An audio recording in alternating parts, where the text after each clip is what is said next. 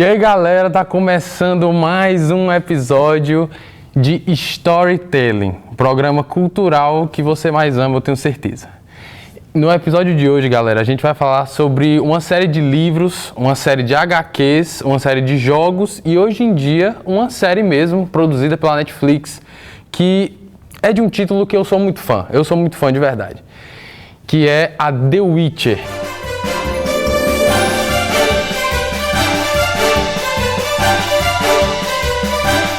The Witcher começou como uma série de contos. Eram contos escritos por um escritor polonês, que o nome é muito difícil, mas vai aparecer aí na tela. E esse escritor, ele fez essa série de contos sobre esse bruxo que vivia ali na região norte-sul da Europa.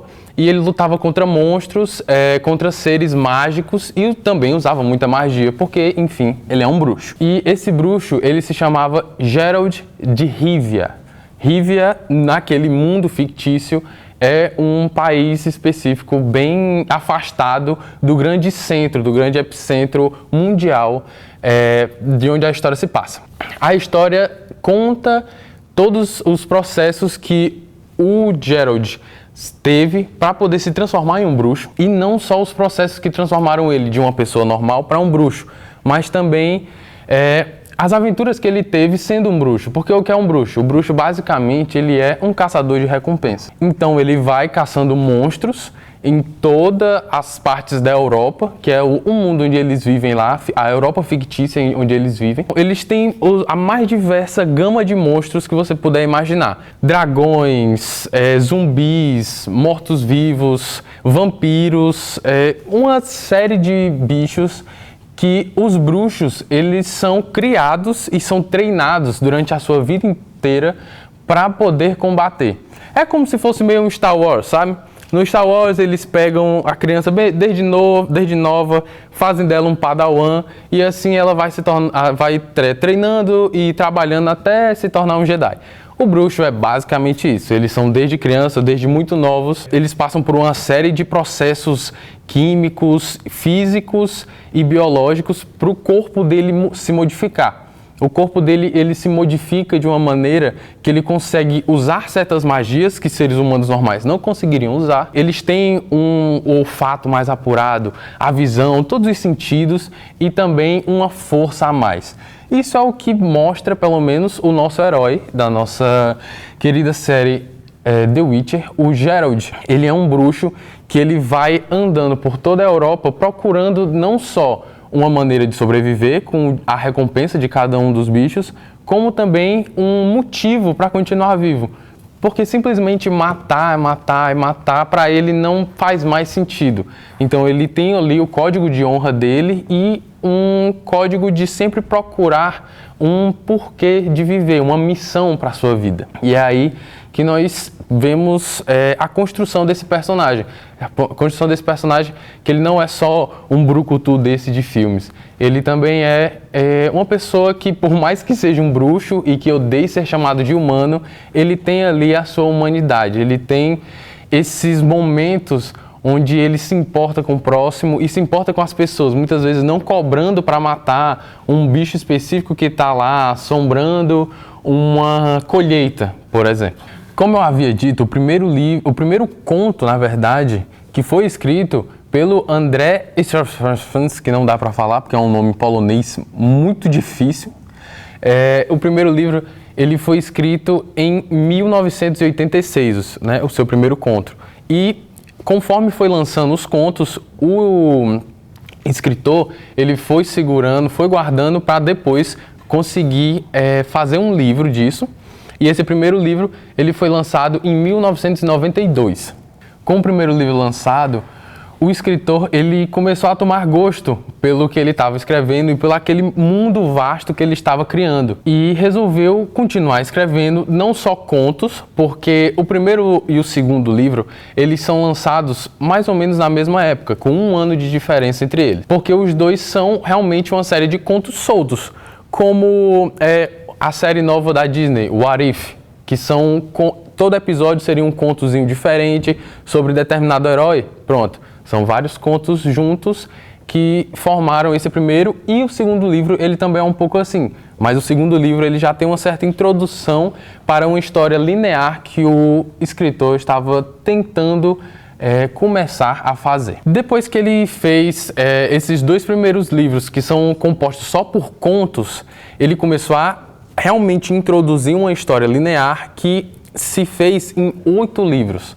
Hoje em dia, esses 8 livros eles são vendidos como box, muitas vezes, muito difícil você encontrar o livro solto. É uma história linear já de 8 livros, a maioria dos livros tem ali entre as suas 300 a 400 páginas, então ele é um escritor que gosta muito de escrever, não chega aos pés do nosso querido J.R.R. Tolkien ou o R.R.R. Martin. Ele realmente fez uma história linear bem completa, e em todos esses 8 livros é bem aprofundado cada um desses personagens e cada uma das histórias que eles vivem. Não só relacionada ao mundo onde eles vivem, como também aos reinos, porque cada um daqueles mundos, cada um daqueles países tem reinos específicos e muitas vezes eles não gostam de bruxos, porque isso é uma característica que o autor ele gostou muito de fazer nos livros dele, que é visto em todas essas outras adaptações, que é as pessoas desse mundo não gostam de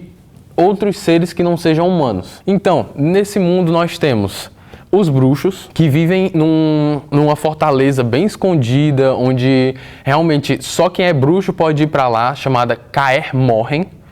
E nós temos outras raças também nesse mundo. Nós temos os humanos, propriamente ditos, temos as feiticeiras, que também não são propriamente dita humanas, mas elas sempre estão lá perto dos reinos e tal, sempre ajudando um reino. Nós temos os anões, os elfos e uma série de outros monstros, fadas e todos esses tipos de criaturas que você vê em uma típica história capa-espada, que é essa história medieval que aconteceu há milhares de anos atrás. Após o grande sucesso dos livros, dessa série gigantesca de livros, resolveram fazer então uma adaptação para jogos, para você ter essa experiência mais imersiva, né?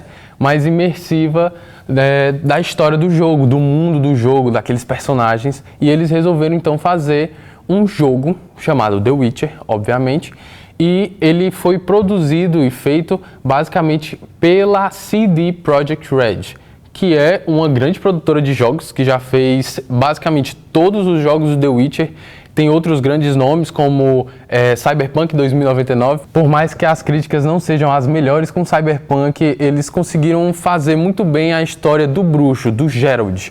Eles conseguiram botar nas nossas mãos todas as características que um bruxo tem, basicamente. Todos os seus poderes, todos os seus ataques, como ele poderia ser furtivo em certos momentos, fazendo um jogo de mundo aberto e de aventura muito impactante, muito imersivo, tanto com a sua jogabilidade, que era muito boa. Apesar do ano que foi lançado, ainda é um jogo com uma jogabilidade incrível. Os gráficos, eles ficaram datados, porque, enfim, eu acho que para você não datar um jogo realista, você não pode fazer ele realista. Então, é um jogo que ele é muito interessante. As histórias dele são muito interessantes, a história dos personagens, os diálogos e todas as aventuras que o Geralt vive, que você vive com ele, né? Elas são muito interessantes e muito impactantes, o que gerou outros jogos também dessa mesma franquia. The Witcher 1, como eu disse, ele foi o precursor dessa nova era de The Witcher, porque antes você só tinha os livros. E com o sucesso do primeiro jogo, foi lançado mais outros 2 jogos fazendo essa trilogia. O terceiro jogo, que eu acho que para mim foi o mais impactante, e não só para mim, como acho que para o público também, porque ele ganhou como jogo do ano, que é o The Witcher 3 The Wild Hunt, que é basicamente The Witcher, o bruxeiro e a caçada selvagem. Basicamente é isso. E ele, nesse terceiro jogo, ele continua contando a história do Geralt, mas nós temos outros personagens que também foram apresentados nos livros e agora a gente é mais aprofundado no jogo, que é a relação do Geralt e da feiticeira Yennefer, ou Jennifer, mais fácil aqui para o português. Jennifer é uma feiticeira, ela tem a magia do caos, então ela consegue ter todos esses poderes que um feiticeiro tem, que é de controlar plantas, controlar o fogo, fazer até necromancia, que é magia com mortos. Ela tem uma facilidade muito maior com esse tipo de magia, porque ela tem essa magia do caos. No jogo, ela é o par romântico do Geralt. E além desse grande par romântico de Geralt e Yennefer, nós temos também a Ciri, ou Princesa Cirila, para quem não é próximo, né? A Princesa Ciri, ela é um personagem que ela é apresentado no terceiro jogo como uma jovem, e durante o terceiro jogo ela vai sendo construída até a parte da sua jovem adultância, basicamente. E a Ciri, ela foi dada ao Geralt por conta de uma... não diria que foi uma aposta, mas basicamente era o destino dele. Era o destino dele. Apesar do Geralt ele não gostar desse negócio de destino e sempre tentar correr para longe disso, sempre que alguém chega nele e fala assim, cara, é o seu destino, você tem que fazer isso, ele sempre tenta correr de algum jeito. Como é dito na série, nos livros e no jogo, ele não tem muito o que fazer, ele vai ter que cuidar dela, porque ela é uma princesa que ela nasceu um dia específico do ano, que se eu não me engano foi o Sol Negro. E esse Sol Negro diz que ela é uma pessoa que tem dons diferentes, ela tem uma certa magia, que não é a magia do caos, mas é uma magia diferente que é muito mais bem apresentada no terceiro jogo e na série de The Witcher. A série que foi lançada, a sua primeira temporada em 2019, ela conta muito mais a história dos livros do que dos jogos, mas com aquele tempero dos jogos. O tempero dos jogos, que é a ação muito boa, bem acima da média, pelo menos para os filmes de ação da Netflix, e também com ótimas atuações, porque nós temos o Geralt, que é o nosso protagonista,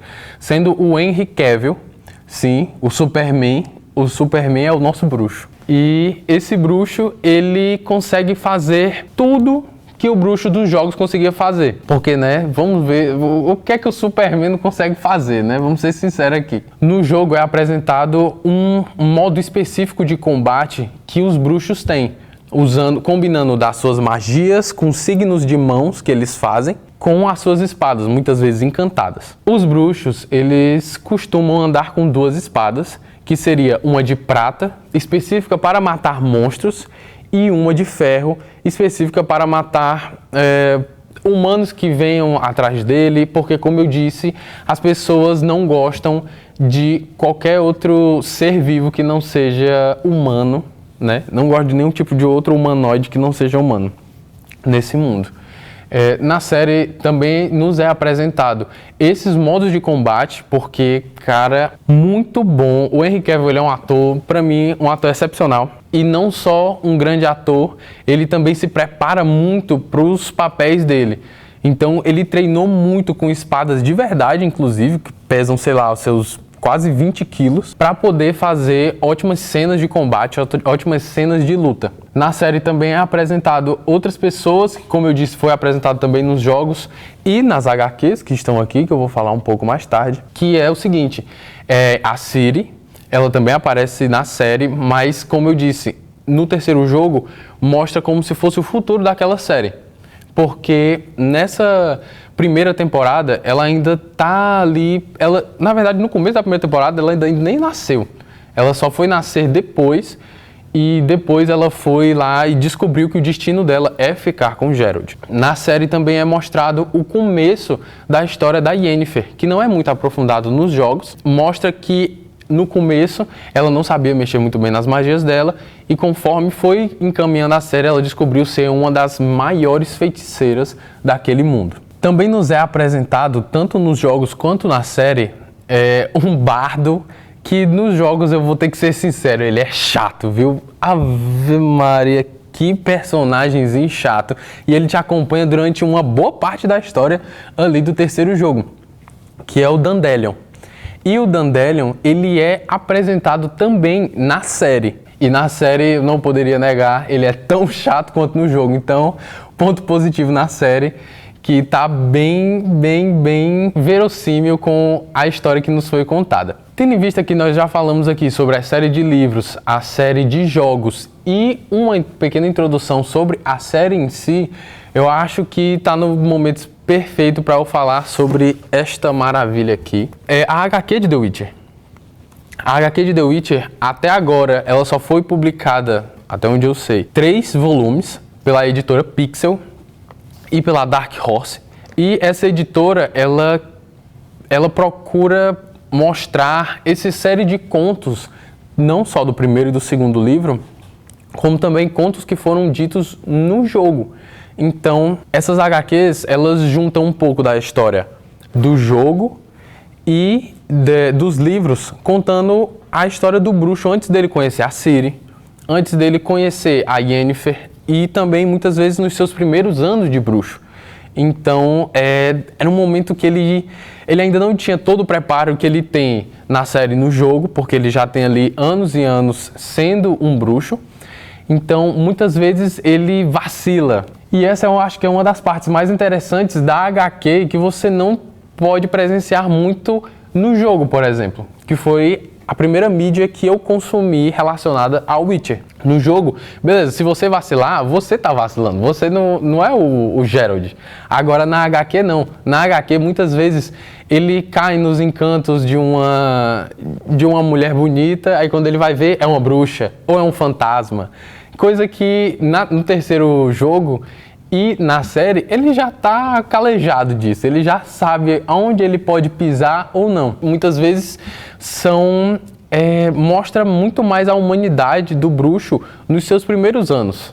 Coisa que conforme você vai lendo as HQs e os livros, você vai ver que ele vai perdendo um pouco dessa humanidade. E não só perdendo a humanidade, como ficando mais frio. Conforme vai passando o tempo e ele vai vendo as maldades do mundo, não só dos monstros, como também dos humanos que ele encontra durante a jornada dele, ele vai ficando mais desconfiado, vai ficando mais frio, mais fechado. Uma coisa que eu percebi assim na primeira temporada é que o Geralt, né, o Henry Cavill, ele adaptou a sua atuação para ele ser uma pessoa muito mais fechada, ser uma pessoa muito mais que só murmura as coisas, só fica fazendo parecendo bem com o Jason Momoa em qualquer filme dele, que ele só tem 3 frases, sempre. É sempre my boy, my man e yeah, e é isso, basicamente. E nessa série, ele realmente adota esse tipo de atuação, que ele é uma coisa assim que não posso dizer que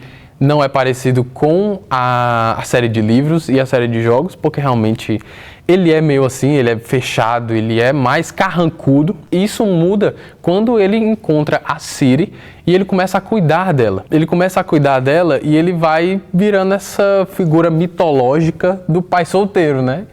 Porque ele não só cuida dela, como ele também treina ela. Porque várias pessoas, tanto reinos estão procurando ela porque sabem de todo o poder dela, toda a magia dela. O reino dos humanos está procurando ela e o reino dos elfos também estão procurando ela porque eles sabem que aquele poder, se cair na mão dos humanos, provavelmente os humanos vão exterminar os elfos e as outras criaturas da floresta. E vice-versa, os humanos também querem esse poder porque acham que se cair nas mãos dos elfos, eles vão perder essa batalha, que já vem aí há anos e anos. Isso é uma coisa que eu acho muito interessante que veio do terceiro jogo, que, como eu disse, o terceiro jogo, ele fala sobre um tal de caçada selvagem.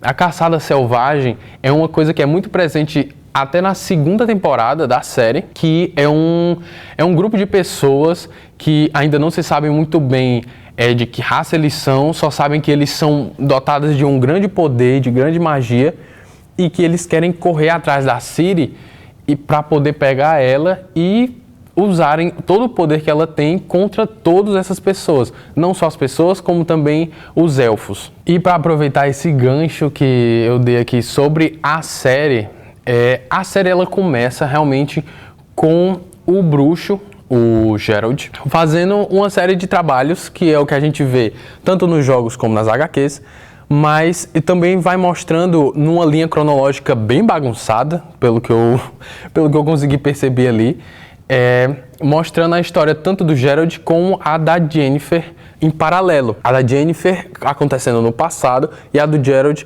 acontecendo um pouco mais pra frente, mas também no passado. Você vai acompanhando tanto o crescimento do Geralt como a da Yennefer, os dois, um como bruxo o outro e a outra como feiticeira. E também vai acompanhando a história, a linda história de amizade, né, desse bromance maravilhoso entre o Geralt e o Dandelion, porque o Dandelion ele quer o tempo todo ser amigo do Geralt, andar com ele, mas o Geralt odeia ele com todas as forças. E assim você vai vendo essa amizade se construindo e seguindo com a série. Você também, da metade pro final da primeira temporada, você também vai vendo muito da história da Ciri, como foi que ela nasceu, por que ela nasceu com esses poderes tão grandiosos e como ela foi criada. Você também vê nessa primeira temporada a construção do amor entre o Geralt e a Yennefer, quando eles realmente se encontram. Toda essa construção entre o Geralt ir seguindo o destino dele, até ele, mesmo não querendo seguir esse destino, até ele encontrar a Ciri já no final da temporada, no final do último episódio, ele finalmente encontra com a Ciri, não depois de matar muitos monstros,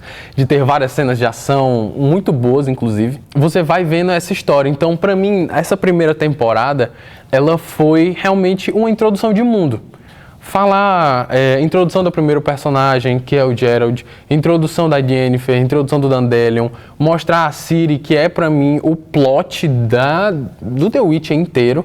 Ela que tá desde a primeira temporada, desde o primeiro livro. Infelizmente ela não tá desde o primeiro jogo, porque no primeiro jogo eles não estavam realmente pegando tanto os livros para poder fazer uma história realmente linear. Então, nas HQs, na série e nos livros, ela tá realmente ali desde o começo, mostrando que ela vai ser o ponto principal para a história do Geralt chegar ao fim. Ela vai se mostrar ser essa missão que ele tanto queria. Essa missão que ele não escolheu ter, ele foi realmente convocado a ter, porque, né, foi o destino dele. Nessa primeira temporada, eu acho que é bem isso, é essa construção de mundo, é mostrar que o mundo, ele não é só essa briguinha que o Geralt tem matando um monstrinho aqui, é muitas intrigas políticas, muitos conceitos de guerra entre raças, mostrando também, aprofundando a história do próprio Geralt, de como ele se tornou um feiticeiro, um bruxo, na verdade. Então essa primeira temporada, ela fala basicamente sobre isso. Já a segunda sim, ela pega um terreno que já está ali sólido e ela começa a plantar as suas primeiras histórias. Então o que é que ela faz? Ela pega um pouco da história da Ciri e desenvolve a junção desses personagens, que é a Ciri, a Yennefer e o Geralt, esse trio que é poderosíssimo, e você vai mostrando esses laços que vão sendo criados entre os três. Então, essa segunda temporada, ela realmente é uma grande preparação para o que está vindo agora nessa terceira temporada. E essa segunda temporada, ela fala basicamente todas essas intrigas políticas que a saída da Ciri, do reino onde ela estava, para ficar com o Geralt, causou naquele mundo. Porque para Ciri sair de lá, houve uma guerra entre feiticeiros e o povo do reino da Ciri. Houve uma série de confrontos políticos de vários reinos, tanto reinos humanos como o reino de outras criaturas. E com essa guerra que foi rolando entre eles, tudo foi como um dominó. Foi caindo peça em peça até cair entre Geralt tentando salvar a Ciri da Wild Hunt, a caçada selvagem, que é esse grupo que eu falei de pessoas com um grande poder, que vão correndo atrás deles. E isso é uma coisa que é muito bem apresentado na segunda temporada, que na primeira temporada a gente só viu como pequenas curiosidades, pequenos easter eggs e aparições, que nessa segunda temporada é muito mais bem aproveitado e mostram cenas de lutas incríveis, que eu tenho certeza que na terceira vai ser muito mais bem explorado, porque essa segunda temporada, como eu disse, foi uma preparação E essa preparação, ela serviu como uma série de ganchos para essa nova temporada que vai ser lançada. Uma coisa que eu achei interessante sobre a Netflix. Não, é interessante, mas é um pouco chato. Que isso acontece desde o Stranger Things, a terceira temporada de Stranger Things, que é esse negócio de fazer volume. Eu não sei por que fazer volume, não sei por que pegar uma temporada e dividir ela no meio. Então ainda tento entender o que é que está acontecendo com a Netflix. Mas essa terceira temporada, volume 1, vai ser no dia 29 de junho, já bem pertinho. E a segunda temporada vai ser no dia 27 de julho. O segundo volume da terceira temporada vai ser no dia 27 de julho. Eu acho, não sei, teve alguns rumores, né? Algumas coisas que rolaram aí, dizendo que o Henry Cavill queria sair da série. Que eu não consigo entender o porquê. O cara já foi demitido do Superman. O cara só tinha 2 papéis fixos, que era o Superman e o Geralt. Aí ele é demitido de um e sai do outro. Aí é complicado, né? Basicamente dizia que ele queria sair da série por conflitos de roteiro, porque a gente sabe que o Henry Cavill, ele é um nerdão raiz daqueles que leu todos os livros, leu as HQ, jogou os jogos, então ele é muito fiel a essa adaptação. Essa primeira e essa segunda temporada foi basicamente ele o tempo todo batendo cabeça com os produtores e com os roteiristas para eles fazerem algo que realmente seja uma adaptação dos livros. Nessa terceira temporada, houve rumores que ele estava querendo sair e que ele estava querendo mudar muito o roteiro e os produtores não queriam. E eles estavam querendo botar para substituir o Henry Cavill, o Superman, eles estavam querendo botar uma cópia barata do Thor, que é o irmão dele, o Liam Hemsworth. O Liam, ele nunca fez nenhum filme grandioso como o irmão dele, que fez o Thor. Cara, se isso acontecer, que perda, viu, que a Netflix vai ter, porque, meu amigo, você pegar o nível de atuação do Henry Cavill, que já fez uma série de trabalhos, a gente já sabe que ele é um ótimo ator, que se prepara bem, conhece do livro, conhece da história, para botar um dublê mais ou menos do Thor, é complicado, viu, meu amigo? Que nunca fez um filme assim de grande destaque, nunca teve nada assim. Realmente é uma coisa complicada, e são rumores. Eram rumores que eram fortíssimos no começo do ano, mas agora que saíram trailers e clips dessa segunda temporada mostrando o Henry Cavill novamente como o Geralt, como um bruxo, nós não sabemos realmente se isso vai acontecer. Espero que não, porque a gente já criou esse laço afetivo com o Henry Cavill sendo o Geralt. A gente já gosta, ele já é um pai solteiro incrível, como em Star Wars, né? Que é essa grande mitologia, assim, do pai solteiro com o Mandaloriano e agora também com o Witcher, o bruxo. E, cara, realmente, se ele continuar, minhas expectativas para essa terceira temporada são incríveis. Eu realmente acho que vai ser algo impressionante, porque tudo que eles construíram até agora foi para quando vinha essa terceira temporada ser realmente o boom de uma grande guerra, de grandes confrontos com pessoas poderosíssimas e ver realmente os poderes dos três em seu estado mais animal, assim, mais avassalador. É por isso que nessa terceira temporada, tanto por conta dos jogos como também por conta dos livros, a gente sabe, quem leu já sabe que realmente vai ser uma temporada muito grandiosa, eu diria. Esse primeiro volume dessa terceira temporada já está chegando agora, no dia 29 de junho, e o segundo volume no dia 27 de julho. Então, galera, vocês não perdem por esperar. São os mesmos atores, até onde eu sei, espero. É uma história que está sendo construída, pelo menos assim, umas 5 temporadas, e essa terceira temporada ser realmente o ápice para depois ir vindo outras temporadas de desfecho. Vocês podem ficar com o hype lá em cima, porque eu tô, e eu espero de verdade que seja uma temporada tão boa quanto foi nos jogos e quanto é nos livros. E como foi as outras 2 temporadas. Venhamos e convenhamos, eu gostei bastante dessa segunda e dessa primeira temporada. Então, galera, o que eu posso dizer é: assistam, Não percam por esperar. Se você ainda não viu a primeira e a segunda temporada, se você ainda não jogou o jogo, cara, você tá perdendo um mundo incrível com histórias maravilhosas. Eu sou o Conde Peixoto, esse foi mais um episódio de Storytelling. Um beijo, galera. Tchau.